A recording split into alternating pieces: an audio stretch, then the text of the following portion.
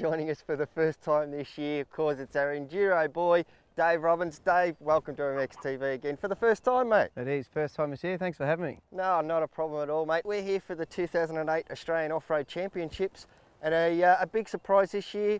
AJ, of course, 3 years in a row he's taken it out, but this year it went to Chris Hollis. Great job by him. It was. It sort of come down to the wire a little bit, and yeah, AJ, obviously, as you mentioned, 3 years in a row. He was sort of always going to be up against it though this year.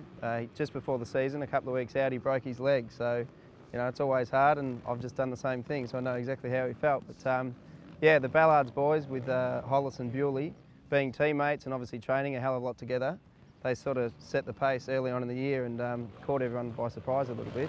Like Hollis won the first 6 rounds, and that's what AJ had done in previous years, and right.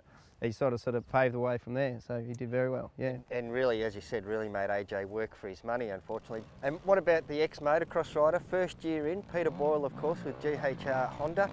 He did a fantastic job coming in 4th, didn't he? He did. He sort of came into it late last year and only did a few rounds and managed to beat AJ where previous guys hadn't been able to do that. That's so right. yeah, to have a first full year at it, and with the GHR team, he did very well. He's saying next year he might go up to a 450 to really go for the outright. I mean, he sort of had the E1 class, the 254-stroke. He was the standout rider in that. But right. He doesn't look like a big guy, but he can certainly hang on to him. Yeah. And of course, the old fella, Kirk Hutton, coming in at the top 10. That's a great effort for him for so many years of riding as well. Yeah, well, that's he just gets better with age. Like the last few years he's won his class at the Australian 4-day, and this year moved to the E3 class. Had a big bore YZ 252-stroke, and yeah, he was just very consistent and got it done all year. And it was great to see our little Ben Carney up there as well on the KTM. He seems to put in consistent years, year after year, doesn't he? He does, yeah. And the races between him and Boyle, and the other guys in that class, yeah, they were very good, yeah, definitely. Some of the other standouts through the year, of course, Blake Hawke coming up, and I think he was really shooting for a much higher position last year, finishing, I think, 7th, was it? Yep. In the Australian Off-Road Championships, and I think he had his sights set on a lot higher this year. What were some of the things that happened with Blake this year? Just the quality of the riders improved. Every year it gets better. Like AJ set a precedent a few years ago, right. And then everyone stepped up to that level. AJ went up again from there, and the same thing happened this year. You can tell who's been training in the off-season and who hasn't, and really how hungry people are at the start of the year. Yeah, definitely. Yep. Look, it'd be interesting to see next year. Blake is one of the guys that's moving ship. He's going from Yamaha to Husqvarna of all bikes. Husqvarna, yeah. There's a few different bums on different seats next year. With Blake, he's going to go ride for Husqvarna, Australia, with Adam Lees and Shannon Lurie. One of the bigger ones, Stefan Merriman, will be back in Australia racing for Ballard's Yamaha. Yes, and that's going to be a big thing. That'll really shake up the Australian Off-Road Series next year to have a world-class rider come back home. It will, definitely.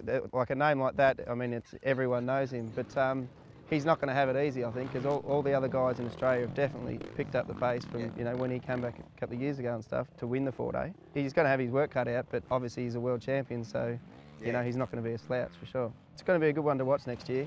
Well, Robbo, let's go through the results. 1st, 2nd and 3rd for the pro class, and of course 3rd place went to Jared Bewley from the Ballard's Yamaha team. 2nd place to GHR Honda rider AJ Roberts, and of course 1st place, Robbo, fantastic effort by the Ballard's Yamaha rider Chris Hollis. Fantastic job, mate. He did very well. Should be on your training program over summer, and he might go again next year maybe.